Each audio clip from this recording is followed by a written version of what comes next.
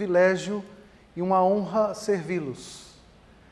A minha oração é que o Senhor, Deus, nos abençoe nessa tarde.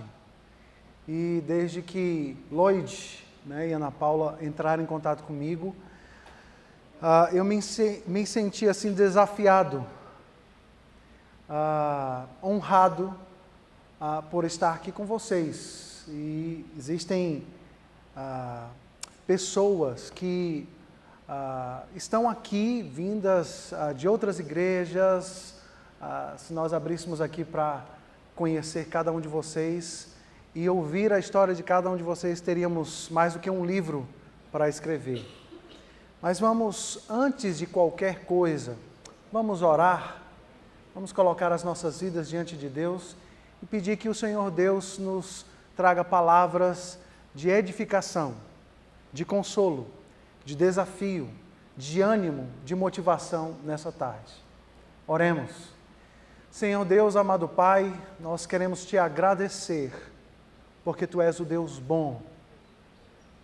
E Tu nos amou tanto que o Senhor enviou Jesus Cristo, o Teu único Filho, doado para salvar e resgatar pecadores, como todos nós. Te pedimos que o Senhor Deus nos conduza nessa tarde por estes próximos minutos e que tudo seja feito aqui para a glória do Teu nome. Eu te peço por cada mãe e cada pai que está aqui, que o Senhor trouxe nessa tarde, que o Senhor Deus abençoe a cada um deles, a cada um dos nossos filhos que estão aqui, que o Senhor Deus os abençoe profundamente e sejamos impactados pela Tua palavra. Nós oramos a Ti no nome de Jesus. Amém. Queridos, vamos então à busca de um olhar bíblico sobre o autismo. Eu gostaria de começar, então, dando uma panorâmica daquilo que eu me proponho a trabalhar com vocês, ok? Nessa tarde. Então, esses primeiros slides vão nos dar aqui um panorama. Aquilo que é o meu objetivo nessa tarde, aquilo que não é a minha proposta nesta tarde. Então, para que nós possamos ter um curso, uma direção aí para seguir, ok? Então, o primeiro ponto está justamente numa introdução desta palavra, deste tema. Os meus objetivos, ok? A Bíblia como fundamento para entender o sofrimento humano, usando a Bíblia como lentes que nos ajudam a entender a realidade. Então, esses são os 3 primeiros passos daquilo que eu me proponho nesta tarde. Próximos passos. A primeira parte, então, é lançar um fundamento bíblico-teológico para entender os transtornos. Então, a minha proposta é lançar aí uma estrutura bíblica sobre o qual nós vamos pensar a respeito do transtorno do espectro autista. Ok? Então, eu quero dar este fundamento bíblico-teológico. Caminhando para a segunda parte da nossa palestra, eu gostaria então de começar a trazer uma aplicação a respeito deste processo, dessa experiência na vida de cada um. Meu filho foi diagnosticado com o transtorno do espectro autista. Uma palavra aos pais. A terceira parte, então, do nosso encontro nessa tarde, versará sobre o papel da igreja no acolhimento de famílias e crianças com necessidades especiais. O papel da igreja no acolhimento de famílias e crianças com necessidades especiais. Então, aqui temos um panorama, passo a passo, daquilo que nós nos propomos. E agora, inicialmente, daquilo que nós não nos propomos a falar nessa tarde. Existiriam várias coisas para falar, mas nós queremos focalizar neste olhar bíblico sobre o TIA. Então eu vou me referir a esta nomenclatura médica, que é bem grande, várias vezes usando a palavra TIA, transtorno do espectro autista. Então vamos, os dois primeiros passos, o que não é o meu objetivo. Eu não quero definir o TIA e nem dar informações novas sobre estudos da área. Até porque se esse fosse o meu objetivo, vocês seriam as pessoas mais qualificadas para dar essas informações. De fato, quem tem uma criança com TIA sabe na prática o que é isso. Quem tem uma criança sabe o que é TIA.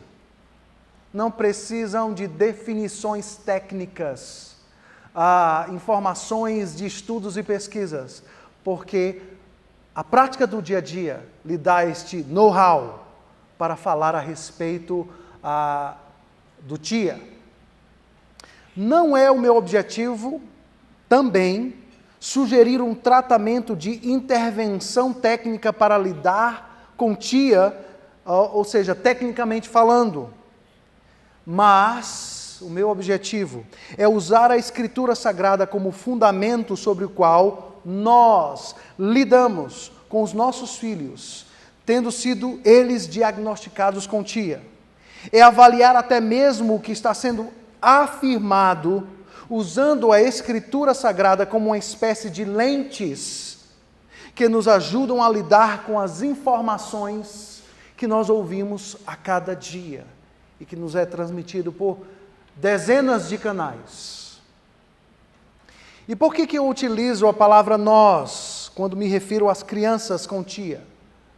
Porque eu creio, queridos, queridas, que existe um papel fundamental na igreja local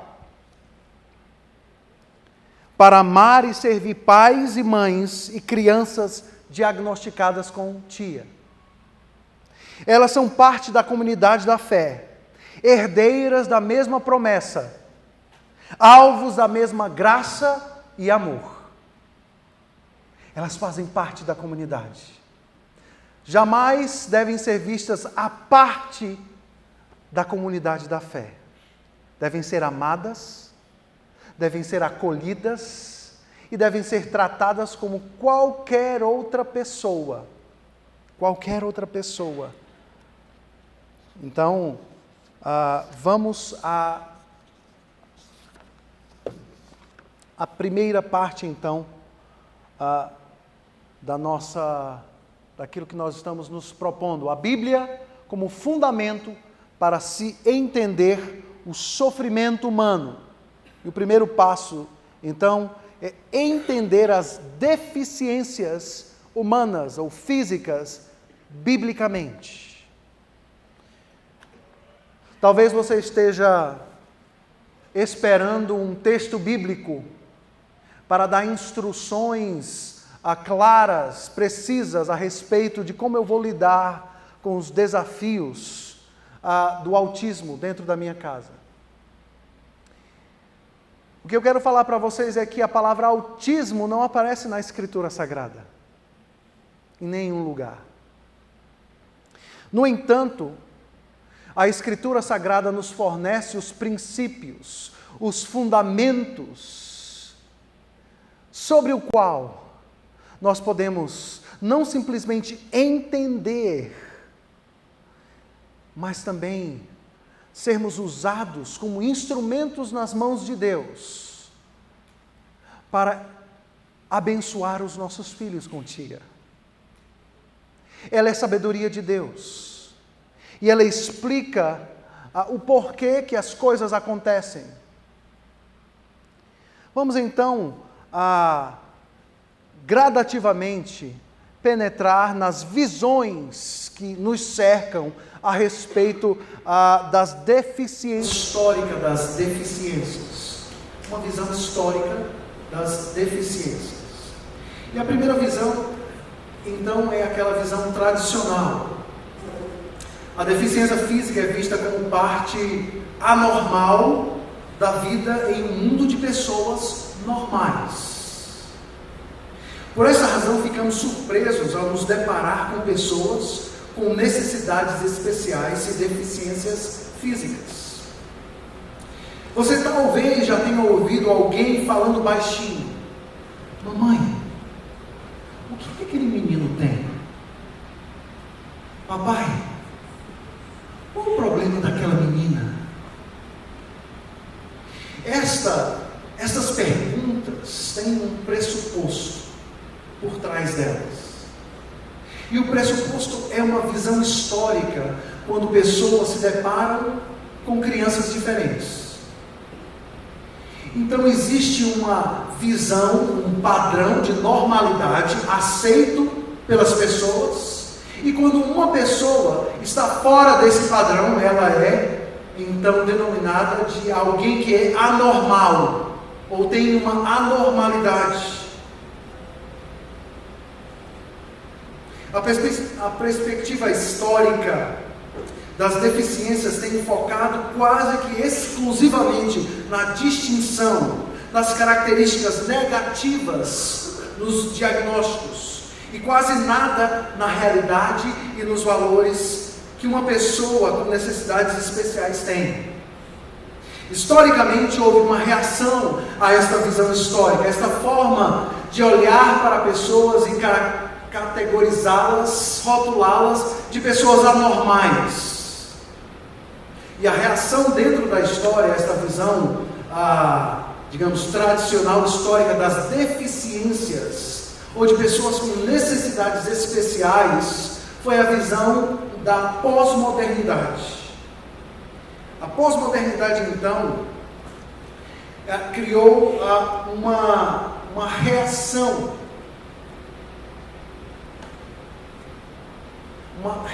a esta visão mais tradicional de se encarar e entender essas deficiências de pessoas com necessidades especiais.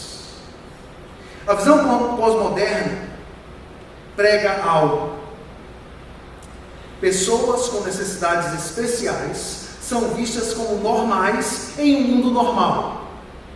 A reação à visão histórica das deficiências foi agressiva e modificou toda a terminologia e a forma de interpretar a realidade de pessoas tocadas por essas necessidades especiais. Então toda a nomenclatura, toda a terminologia antiga usada para categorizar, diagnosticar essas pessoas foi transformada. O padrão e o pressuposto da visão histórica era: essas pessoas são pessoas anormais, vivendo no mundo de pessoas normais. A visão pós-moderna refaz esta proposição dizendo: as pessoas com necessidades especiais são normais e vivem no mundo normal. A reação foi tão agressiva que essa visão pós-moderna acabou por celebrar o diagnóstico de crianças com necessidades especiais. Então, na prática, isto soava bizarro para as pessoas. Um dos livros que eu li, a autora, a mãe de uma criança com síndrome de Down, escreveu: imagine uma pessoa com uma visão pós-moderna visitando o hospital, assim que eu tive o meu bebê, entrando no quarto e dizendo: vamos celebrar o diagnóstico que o médico deu, porque ela é uma criança normal vivendo no mundo normal. E ela disse: como você acha que eu me sentiria neste momento? A visão pós-moderna tem aspectos verdadeiros, porque tenta resgatar o valor, a dignidade dessas pessoas tocadas por necessidades especiais. mas peca por não ter uma visão abrangente da realidade, conforme aquilo que a Escritura Sagrada nos traz. Portanto, vamos caminhar nesta visão bíblica. Como a Escritura Sagrada olha para estas deficiências físicas. Como a Escritura Sagrada explica as coisas que estão acontecendo no nosso mundo, nas nossas vidas, na minha e na sua vida. Portanto, a visão bíblica, ela tem uma afirmação categórica. Pessoas com necessidades especiais são vistas como parte normal da vida em um mundo anormal. Vou repetir. A visão bíblica olha para pessoas com necessidades especiais como parte normal desta vida, vivendo em um mundo anormal. Do ponto de vista bíblico, a visão pós-moderna então conseguiu capturar parcialmente a verdade dentro de uma percepção de mundo que não é correta. Não existe um padrão de normalidade no mundo que nós vivemos. Na realidade, pessoas com necessidades especiais são mais comuns do que nós podemos imaginar.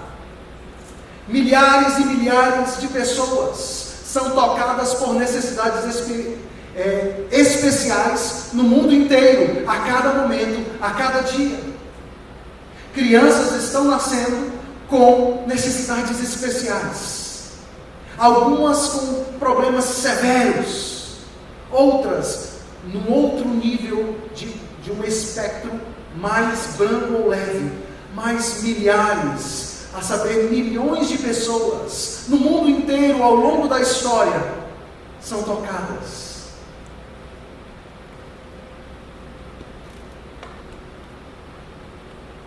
E elas são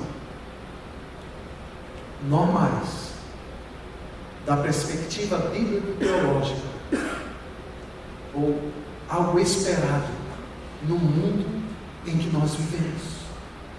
No mundo tocado pelo pecado, na queda que atingiu e afligiu tudo e todos, não simplesmente crianças, pessoas, mas tudo que nós somos e tudo que nós temos. O primeiro ponto que eu gostaria de falar então a respeito desta visão bíblica é que a Bíblia olha para todos nós. E a Bíblia, então, no livro de Gênesis, no capítulo 1, nos informa que todos nós somos criados à imagem e semelhança de Deus. Nós somos criados e somos a coroa da criação de Deus. Isso significa que nós, seres humanos, possuímos uma miríade de potencialidades que refletem a infinidade de Deus.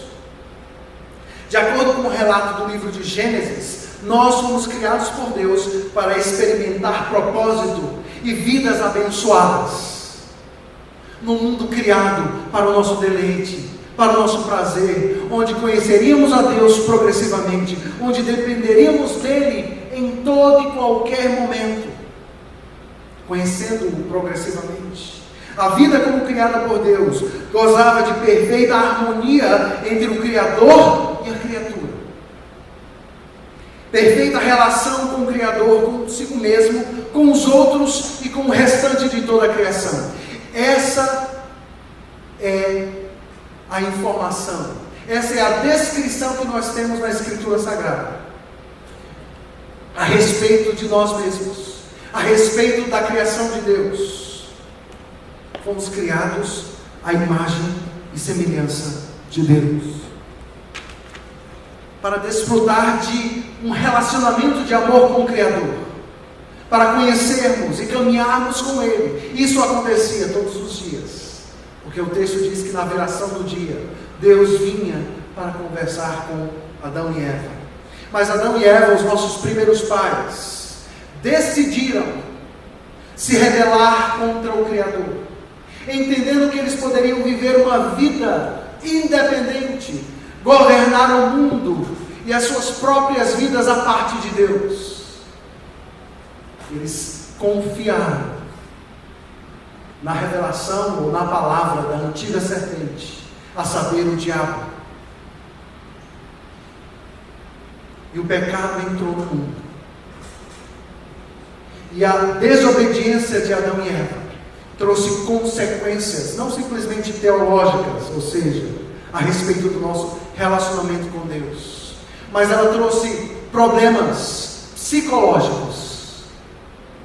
Porque quando perdemos o referencial de relacionamento com o Criador, quando perdemos este relacionamento com Deus, o Criador, o conhecimento de si mesmo é obliterado, é tornado um obstáculo. Porque o conhecimento de Deus, ou o conhecimento de si mesmo, esses dois conhecimentos estão atrelados um ao outro.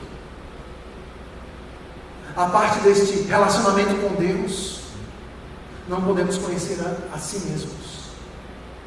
Então, propósito, significado, desorientação, confusão, conflitos levam a gente a termos problemas sociológicos nos nossos relacionamentos, o isolamento, as rebeliões, as brigas, as facções, as dissensões são consequências da queda do pecado. Mas o problema é ecológico, porque o relacionamento do homem com a criação também é afetada. Porque agora nós não simplesmente empreendemos, produzimos ou criamos coisas, mas nós destruímos a criação de Deus. Um problema teológico ocasionou problemas em todas as ordens. Problemas que são patentes, claros, notáveis em algumas pessoas. Mas em todas as pessoas estes problemas foram afetaram essas pessoas, a todos nós, profundamente. Vivendo num mundo caído. Nós vivemos num mundo tocado pelas consequências do pecado. O mundo em que vivemos se tornou anormal. Pela primeira vez na experiência humana, toda a realidade foi tocada pelo pecado. As coisas não são mais como elas eram antes da queda. Tudo foi abalado pelo pecado. O estrago na criação permeou não apenas as coisas espirituais, mas também o físico, o intelectual, o emocional, o psicológico e o social. Os efeitos da queda continuam a penetrar na vida por completo. O nosso trabalho, todo o mundo ao nosso redor, os nossos corpos, os nossos relacionamentos com o próximo, consigo mesmo e com todas as outras pessoas, tudo foi afetado. Paulo, escrevendo aos Romanos, no capítulo 8, versículos 22 e 23, diz: porque sabemos que toda a criação a um só tempo geme e suporta angústias até agora. E não somente ela, mas também nós que temos as primícias do Espírito, igualmente gememos em nosso íntimo, aguardando a adoção de filhos, a redenção do nosso corpo. A Bíblia diz que os efeitos do pecado foram catastróficos sobre a face da terra, sobre toda a criação, sobre a minha e a sua vida. Isso não significa, no entanto, que a totalidade da experiência humana foi arruinada com a queda, mas que foi afetada pela queda. Em todos os níveis e dimensões da experiência humana existe uma mistura das bênçãos da criação e das realidades quebradas da queda. Para algumas pessoas, os efeitos da queda são mais notados ou mais dramaticamente experimentados. Uma deficiência física, uma necessidade especial é essencialmente uma forma mais evidente dos efeitos da queda experimentado por seres humanos neste mundo caído. Tudo foi afetado, todos nós. Alguns experimentam os efeitos da queda de uma forma mais dramática em seus corpos. Portanto, a Bíblia olha para as deficiências físicas, as necessidades especiais, como algo que acontece corriqueiramente desde a entrada do pecado no mundo. Portanto, essas pessoas que foram afetadas mais diretamente, de uma forma mais notória, clara, mais externa, em seus próprios corpos,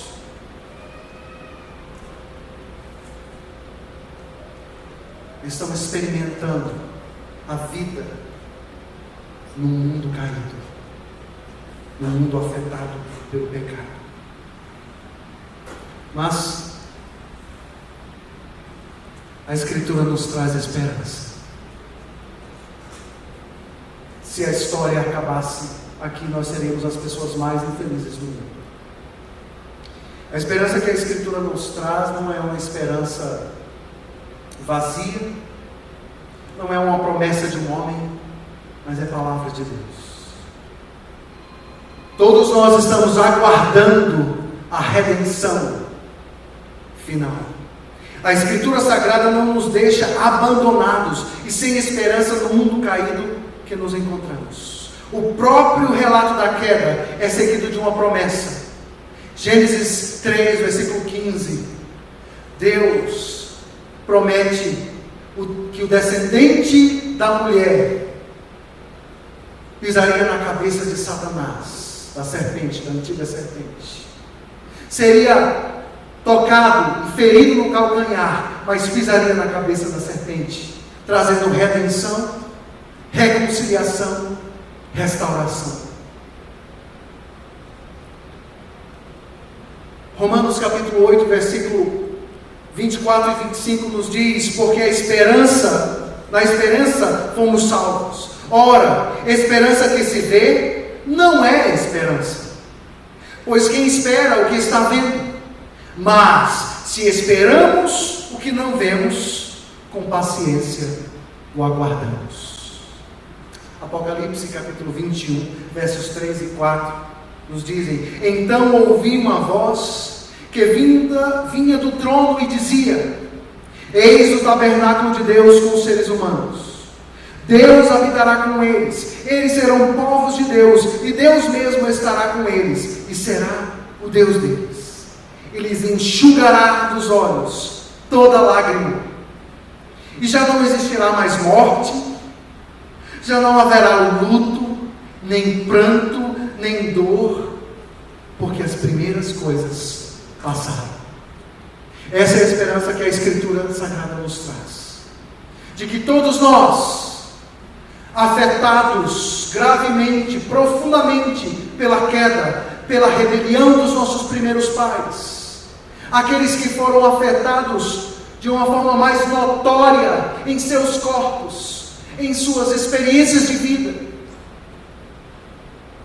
todos nós aguardamos a redenção, a restauração final, para vivermos diante de Deus, num mundo sem pecado, sem luto, sem dor, onde todas as lágrimas serão enxugadas.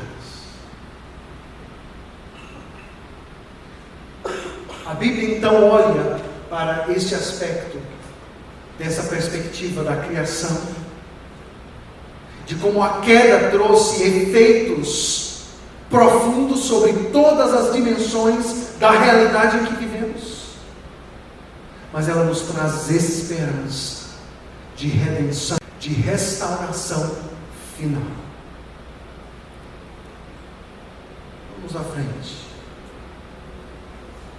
O que é que nós vamos fazer agora com essas primeiras informações a respeito de como a Bíblia olha para pessoas com necessidades especiais. Meu filho foi diagnosticado com transtorno do espectro autista.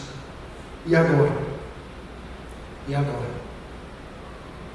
Eu acredito que essa tenha sido a notícia mais dura, mais difícil da sua vida. Todas as suas expectativas, todos os seus planos e sonhos para o seu filho, sua filha, foram ou estão sendo abalados. As coisas ficaram confusas, embaçadas. Mas eu quero lhe dizer algo.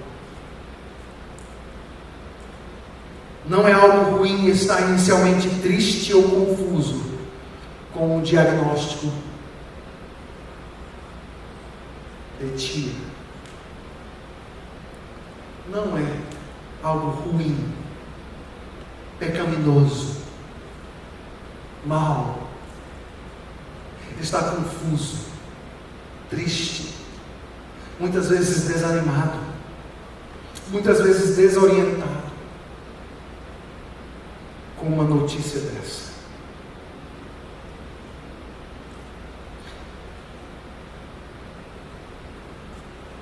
Meus questionamentos, o que eu falo com eles, pastor? São muitos. Alguns pais se afligem dizendo: o que eu fiz para causar isso? Será que eu bebi algo ou fiz algo de errado durante a gravidez? Algo que não deveria ter feito? Algumas mães sofrem com essas perguntas. O que eu fiz de errado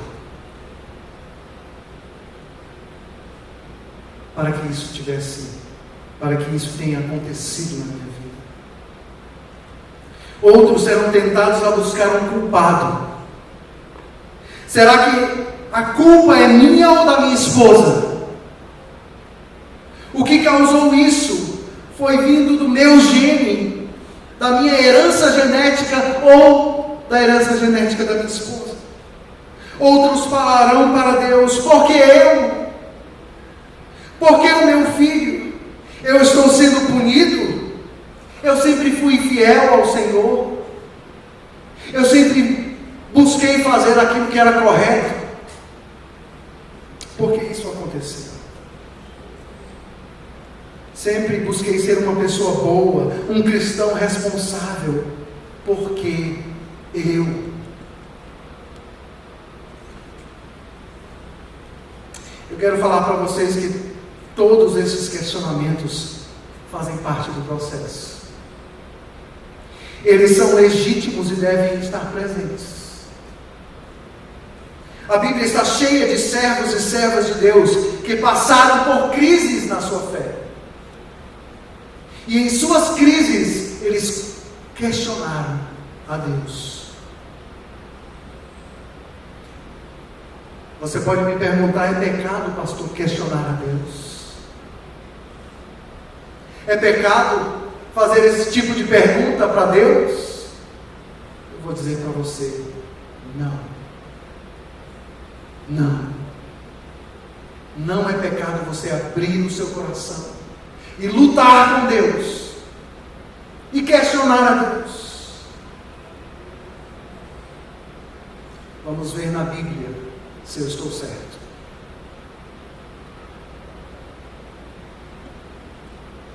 A palavra de Deus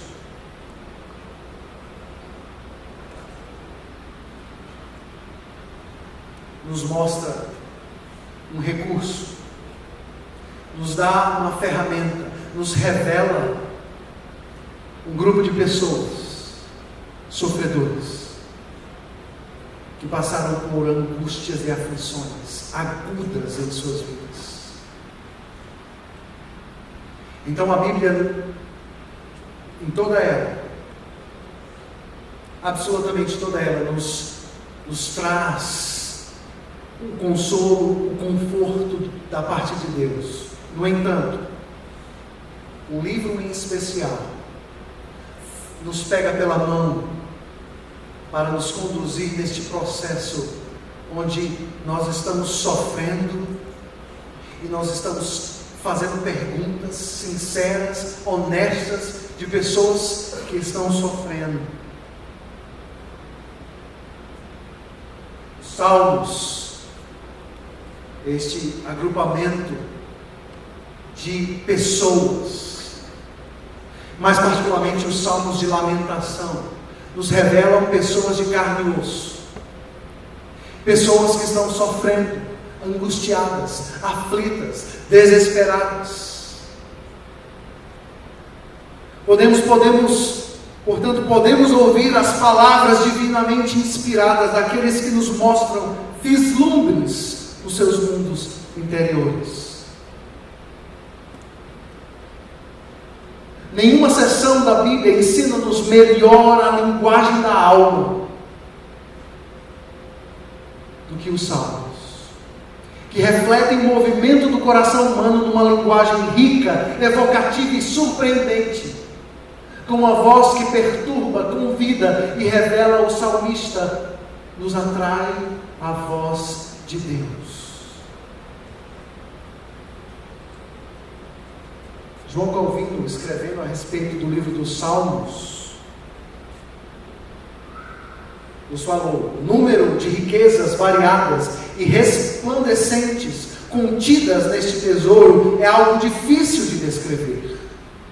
Eu tenho considerado esse livro, o livro dos Salmos, não sem razão, como uma anatomia de todas as partes da alma, pois não há emoção que se tenha consciência que não seja aqui representada como no espelho. O livro dos Salmos, um terço dele, pelo menos quase 60 salmos dentro dessa coletânea, são livros que registram lamentos, aflições, sofrimentos, angústias de pessoas tocadas por situações de grande sofrimento. Os salmos não somente nos ajudam a articular e a entender o que sentimos, mas também nos encorajam a lutar. Além disso, eles nos dão palavras para vocalizar nossas lutas desesperadas com o Senhor. Queridos, esse é um recurso para pais que lutam a cada dia com os desafios, com momentos de desânimo, com momentos de tristeza, talvez de desilusão. A palavra de Deus nos traz recursos que nos alimentam, que nos animam. Ela abre um canal para que nós possamos articular palavras quando não há palavras.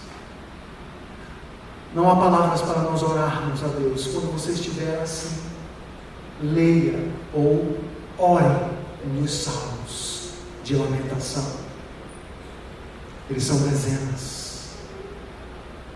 E eles refletem ou expressam homens e mulheres em grande sofrimento. O povo de Deus fazia esse tipo de oração. E nós perdemos de vista este recurso para tratar da alma. Veja o que o Salmo de número 6 nos fala. Estou cansado de tanto gemer. Todas as noites faço nadar o meu leito. De minhas lágrimas o alargo. Meus olhos de mágoa se acham amortecidos, envelhecem por causa de todos os meus adversários. Até quando, ó Deus? Até quando eu vou gritar e parece que o Senhor não vai me ouvir? São orações que nós encontramos no livro dos Salmos, que nos ajudam, nos alimentam a articular a nossa dor. Este é um recurso para todos nós, em momentos de aflição e dor. Mas após aprendermos a respeito disso, todos aqueles pais que têm filhos com necessidades especiais, nutrirão esperanças e expectativas. Esperanças e expectativas. Um novo caminho. Você está em um novo caminho. Um que você não escolheria para si mesmo.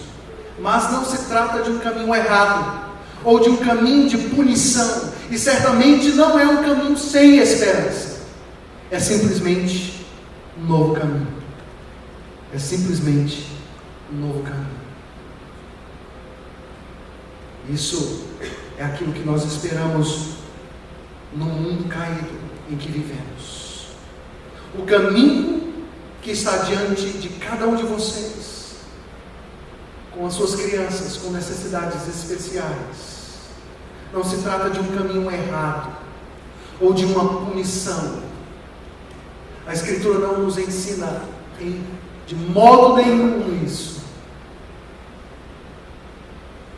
Mas é um novo caminho, um caminho diferente. Todos nós, diz uma autora, escrevendo um livro, estamos no mesmo rio, estamos no mesmo caminho, talvez em barcos diferentes, com realidades de vida diferentes, com experiências diferentes, mas estamos no mesmo rio, no mesmo lago, todos nós, com aflições, lutas, experiências diferentes.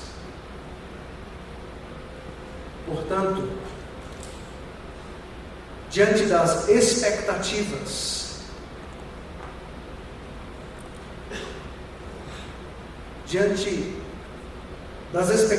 que nós podemos talvez nutrir na vida, a Escritura Sagrada nos leva a substituir estas expectativas pela esperança que vem da palavra de Deus. A primeira expectativa, talvez, que possamos nutrir é: será que eu posso orar para que o meu filho seja curado? Será que eu posso orar para que o meu filho seja curado?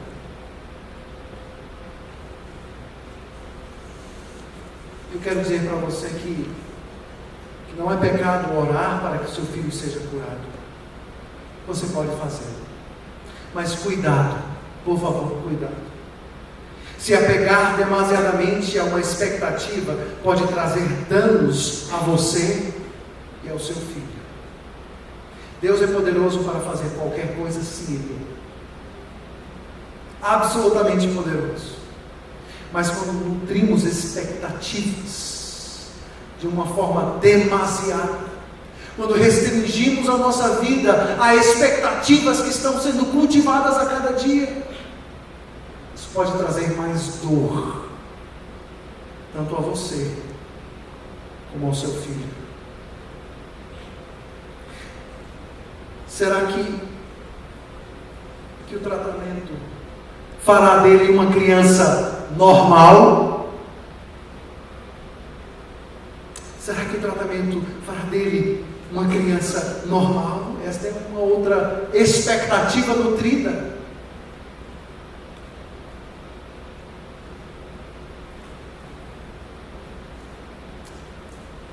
Mas essas expectativas, queridos, podem roubar a beleza de se envolver nesta grande jornada, de ser usado por Deus como instrumento para abençoar o seu filho a cada dia. Elas podem roubar a sua vitalidade. Por isso, aquilo que a Escritura está oferecendo a cada um de nós é a esperança da Escritura Sagrada, que jamais falhará. Apegar-se ao fato de que todos nós estamos diante de Deus, redimidos e transformados na Nova Jerusalém, deve nos animar a se engajar na tarefa diária de educar os nossos filhos para que eles honrem a Deus com suas vidas. Lembre-se daquilo que Jesus falou: vinde a mim, todos os pequeninos, porque deles é o reino dos céus. Jesus não disse: vinde a mim todas as crianças que cognitivamente são capazes de entender o Evangelho. Não. Ele disse: vinde a mim todos os pequeninos. Vinde a mim todos os pequeninos.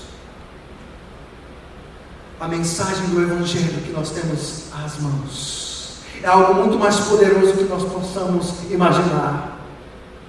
É aí que a Escritura, como lentes, nos capacita a questionar as informações que estão chegando até nós.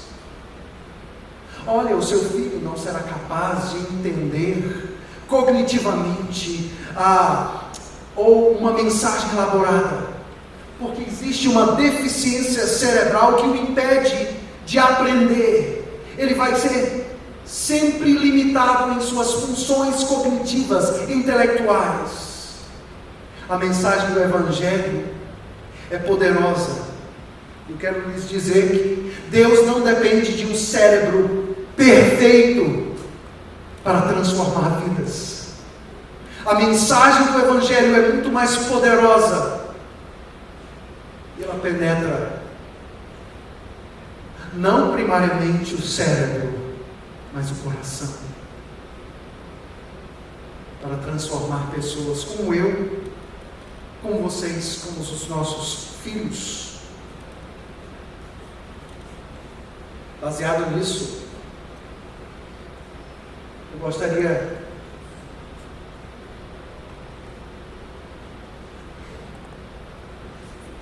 por favor, a mãe da Natália, você está sendo chamada lá na sala das crianças, mãe da Natália.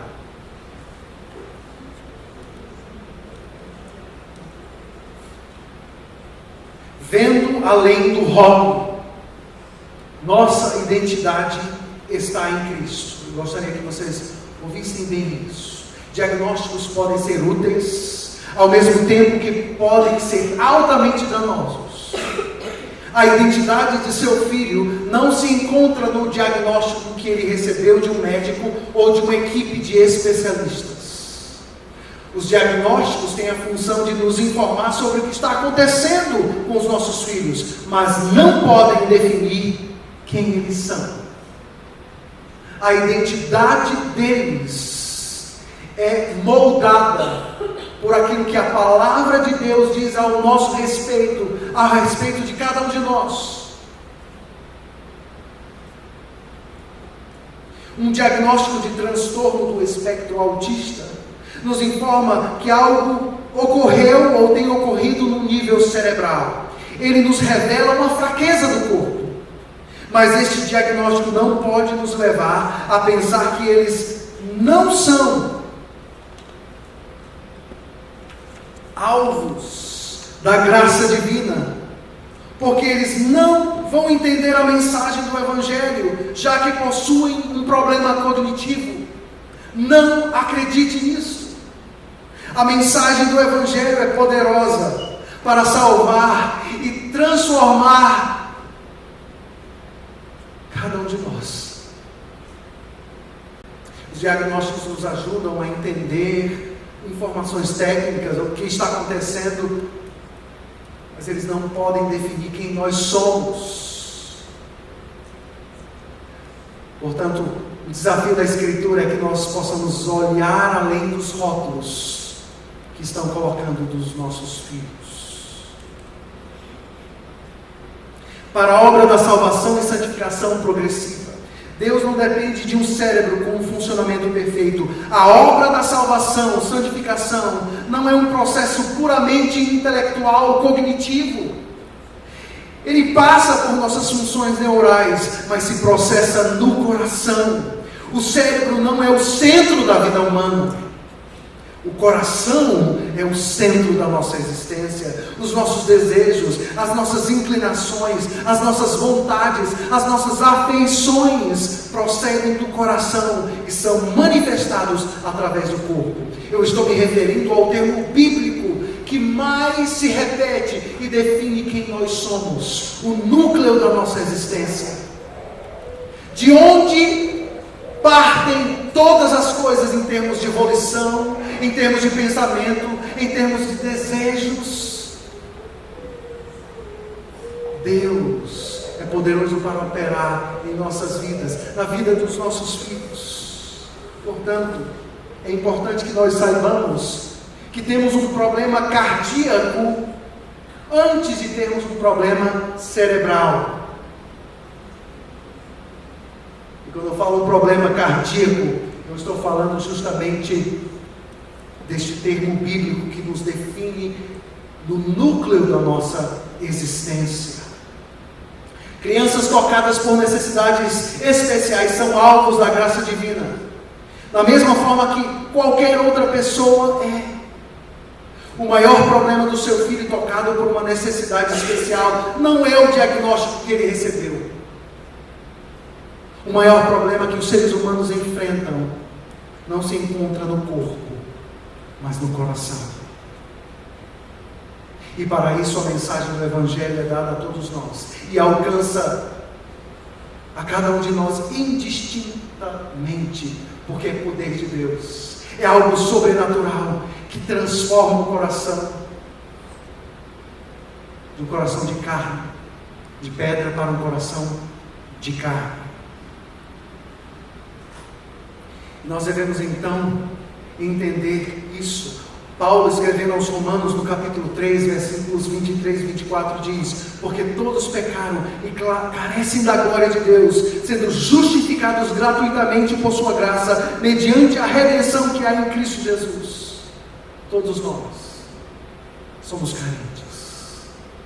Tenhamos necessidades especiais, ou sejamos tocados pelos efeitos da queda de forma mais notória, física ou não. Todos nós estamos nesse sentido no mesmo barco. Portanto, Deus quer usar a sua vida com sabedoria.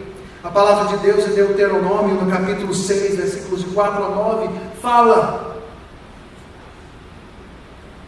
tu as inculcarás, essas palavras que hoje te ordeno. Amarás o Senhor teu Deus com todo o teu coração, com toda a tua força e com todo o teu entendimento. E delas falarás assentado em tua casa e andando pelo caminho, e ao deitar-te e ao levantar-te. Também as atarás como sinal na tua mão, e te serão como frontal entre os olhos. E os escreverás nos umbrais de tua casa e nas tuas portas.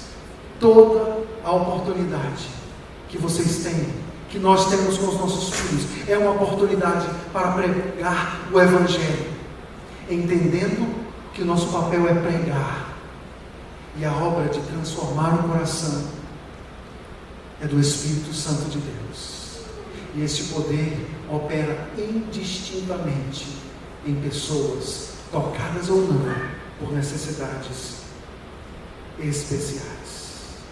Seu filho precisa ouvir o Evangelho para lidar com as lutas que ele enfrenta a cada minuto, para encontrar consolo nos sofrimentos que ele enfrenta a cada dia.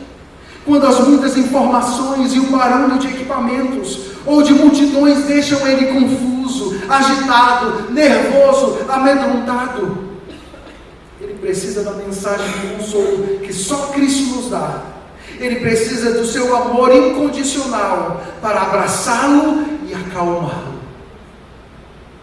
É que você seja nos braços de Deus, amando e acolhendo o seu filho. Eles são alvos da graça e do amor de Deus. Terceira e última parte. Mais uma citação. Ver além do rótulo significa dizer que se você se concentrar apenas em ajudar o seu filho em suas necessidades especiais, você poderá esquecer-se da maior necessidade que ele possui: Jesus. Seu filho precisa ouvir a mensagem do Evangelho, os 3 turnos. Os 3 turnos. E se ele não dormir, o 4º turno. Toda a oportunidade que Deus nos dá é uma oportunidade para trazer o consolo, para trazer a mensagem do Evangelho, a presença consoladora de Cristo, o amor de Deus na vida deles. O papel da igreja no acolhimento de famílias e crianças com necessidades especiais. A Igreja de Cristo tem um papel fundamental de acolher e amar famílias e crianças com necessidades especiais. Elas são parte do corpo e, como corpo, precisam se sentir pertencidas na comunidade em que fazem parte. No entanto, existem obstáculos a serem superados e trabalhados. Eu sei que muitos de vocês têm experiências dolorosas. Eu sei que muitas igrejas, por falta de informação, por falta de conhecimento bíblico, têm feito coisas aterradoras a mães, pais e crianças afetadas por necessidades especiais.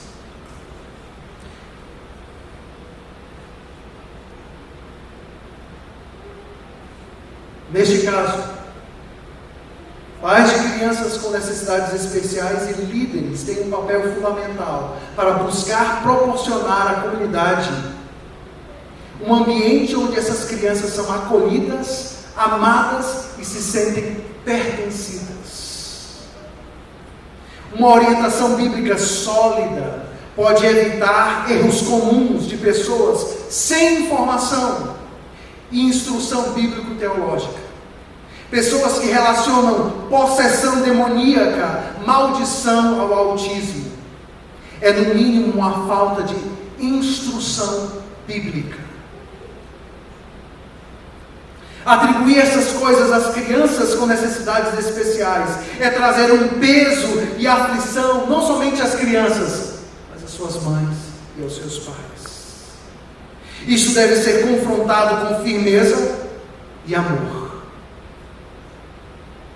Pessoas sem orientação e informação não sabem ajudar essas famílias. Às vezes, respostas dadas por pessoas bem intencionadas não são muito úteis. Clichês como: Deus nunca lhe dará algo que não possa você suportar. Transforma os nossos filhos no quê? Talvez elas foram bem intencionadas, mas esses clichês não nos ajudam. Deus precisava de alguém muito especial para cuidar dessa criança e escolheu você. Talvez seja um outro clichê que não traz tanto consolo assim. Talvez, com certeza, erros de interpretação bíblica são de pouca ajuda para pais que não dormem direito há 2 anos e acabaram de passar por uma outra choradeira do seu filho que durou 1 hora. Comunidades de acolhimento para crianças que por sua condição neurológica tendem ao isolamento social e a pais que sofrem no dia a dia com os novos desafios são uma grande bênção. Uma grande bênção de Deus. Podemos nos tornar gradativamente essas igrejas que aprendem a amar e acolher pessoas com necessidades especiais. Que bênção pode ser isto para alcançar famílias isoladas e sofredoras. Que maravilha. Portanto, o que me empolga estar aqui com vocês é que vocês são instrumentos chaves, juntamente com as suas lideranças, para, em primeiro lugar, instruir a igreja, para dar informações a respeito do que é o TIA, de como uma criança afetada por esta necessidade especial se comporta. Muitas vezes, algumas pessoas, sem sabedoria, falam palavras inúteis. Mas outras vezes pessoas simplesmente não sabem o que fazer, mas podem ser treinadas, orientadas biblicamente. as necessidades espirituais como a Bíblia olha. Como nós vimos, vivemos num mundo caído, onde as necessidades especiais tocam milhares e milhões ao redor do mundo. As nossas igrejas precisam desta orientação. Precisam provar o Evangelho na prática, sendo acolhedoras, amando pais que estão cansados, sobrecarregados. Cristo não desprezou este fardo, essa luta diária, quando Ele disse: vinde a mim, todos os que estão cansados e sobrecarregados. Ele reconhece as lutas diárias. Porque educar e criar uma criança com necessidades especiais muitas vezes é exaustivo, extremamente cansativo. Mães têm sofrido. Eu ouvi relatos de mães que não conseguem nem ir ao banheiro, porque elas precisam se doar 24 horas por dia aos seus filhos. Que bênção é começar a construir um trabalho de formiguinha, que começa a tomar corpo, para transformar as nossas igrejas em igrejas acolhedoras, que amam pais, acolhem e amam crianças com necessidades especiais. Escolas dominicais, pessoas treinadas, e um treinamento ministrado por pais, que são os verdadeiros especialistas, porque conhecem o dia a dia de uma criança com TIA, juntamente com uma instrução bíblica, teológica, firmada na palavra de Deus, é o suficiente para que nós possamos gradativamente acolher essas famílias e amá-las. Crianças com TIA podem achar extremamente difícil o conformarem-se às muitas expectativas sociais em um ambiente de igreja. Por exemplo, se for perdido, que elas virem para a pessoa ao lado e digam oi, elas podem ficar paralisadas e com medo disso.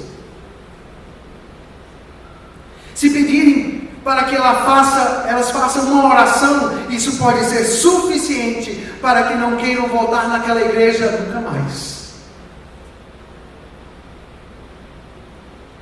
Portanto, quando nós começamos a aprender essas coisas, no nosso culto, no nosso ajuntamento, de que esses barulhos incomodam, que essas multidões e que todas essas informações ao mesmo tempo,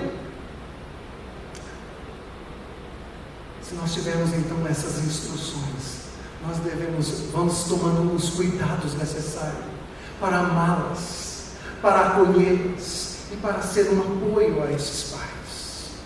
Grupos familiares podem ser ambientes ideais para que uma pequena comunidade seja treinada a como servir crianças com necessidades especiais de suas famílias.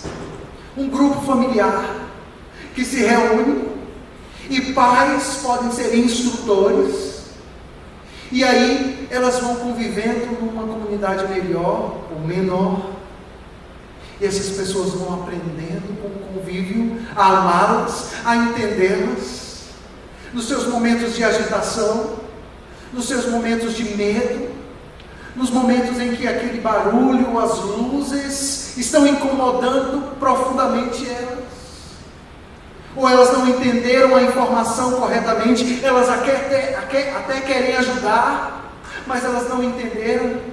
Antes de julgarmos elas como pecadoras, vamos tentar entender de fato se elas entenderam a informação, a sua orientação.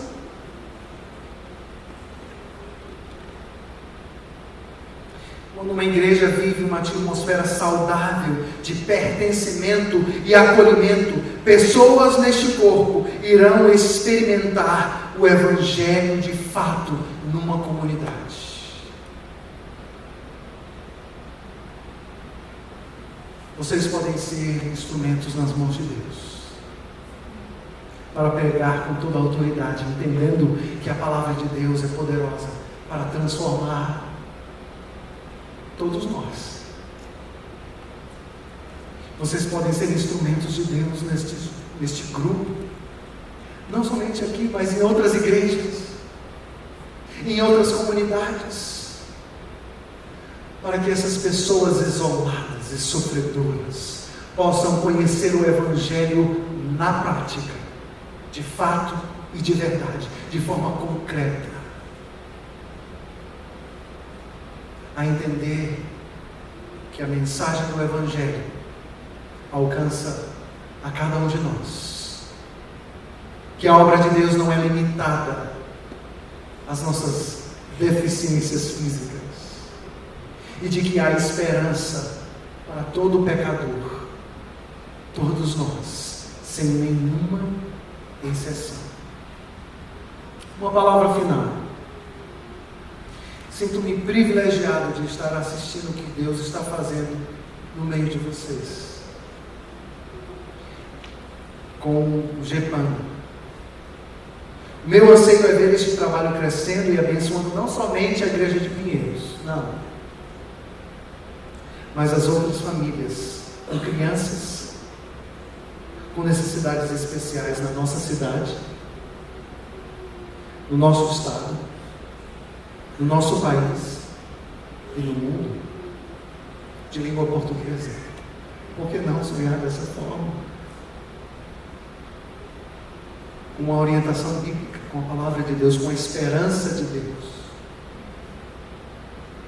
nós podemos sim trilhar essa jornada maravilhosa de amar pessoas tocadas pelos efeitos da queda que afetaram o nosso mundo, e a cada dia amá-las e pregar a mensagem do Evangelho, crendo que ela é poder de Deus, que nos traz esperança, que nos salva, que transforma as nossas vidas.